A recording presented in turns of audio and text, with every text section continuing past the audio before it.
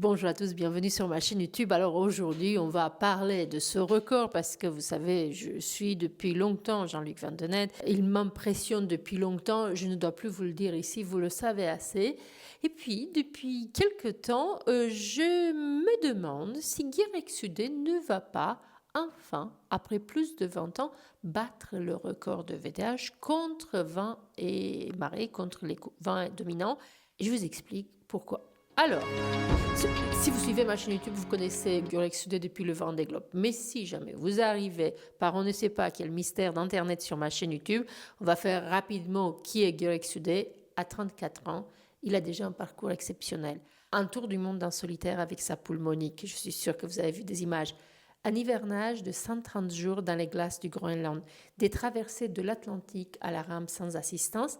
Et un Vendée Globe terminé en 2024 appelé plus de 80 jours de navigation dans des conditions extrêmes que vous connaissez. Aujourd'hui, ce jeune marin audacieux relève le défi ultime, le tour du monde à l'envers, en solitaire, sur un trimaran contre vent et courant. Et en plus, il y a une petite info de ce matin, alors qu'il avait initialement annoncé un passage au nord de l'Australie, plus confortable pour son multicoque, mais qui allait le priver de pouvoir avoir à son actif, à l'actif de son tour du monde, ça allait le priver d'un des caps mythiques, les caps Lewin. Et alors voilà, ce matin, il vient d'annoncer qu'il prolongerait finalement son itinéraire vers le sud de l'Australie pour passer le cap Lewin, rendant donc son projet encore plus ambitieux.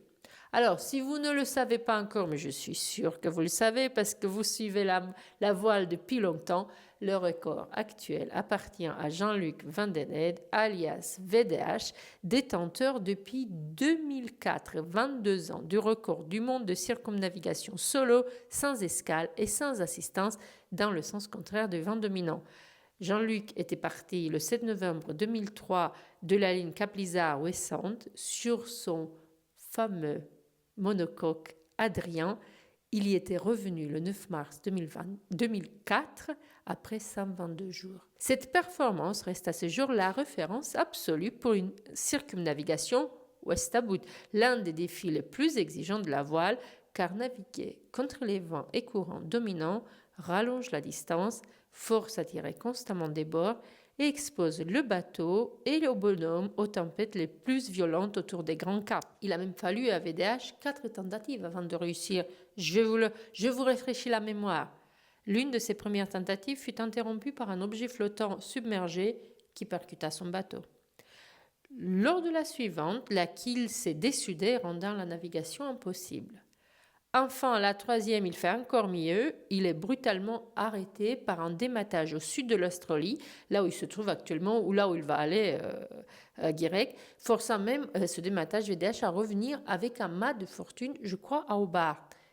Enfin, sa quatrième tentative fut la bonne, réalisant la plus rapide des circumnavigations contre les vents et courants, donc c'était il y a 22 ans.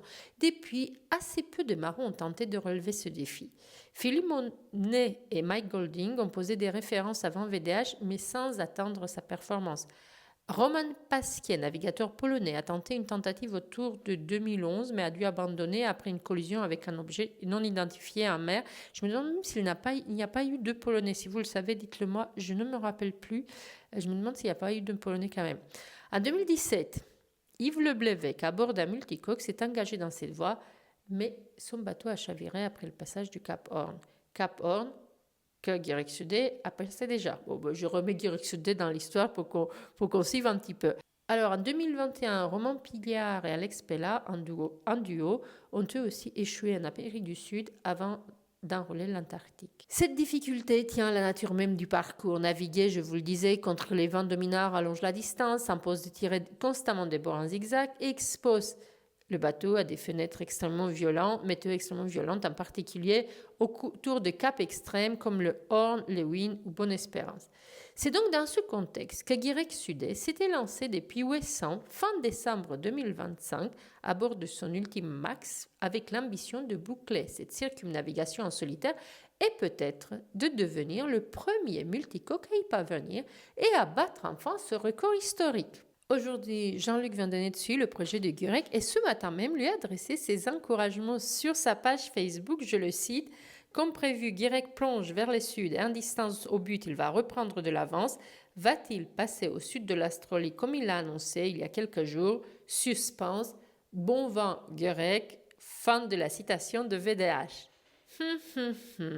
Le vieux loup de mer pressentirait-il que le jeune marin pourrait enfin faire tomber son record? Je ne sais pas. Suite dans le prochain épisode. En attendant, une chose est sûre, Guirec Sudé a déjà montré qu'il a le courage, la préparation et la maturité nécessaires. Il y a un vrai côté aventurier chez ce jeune marin. Son tour du monde, même s'il est à multicoque et non pas à monocoque comme VDH, sera validé s'il le finit. Hâte de connaître la suite. Bon vent Guirec.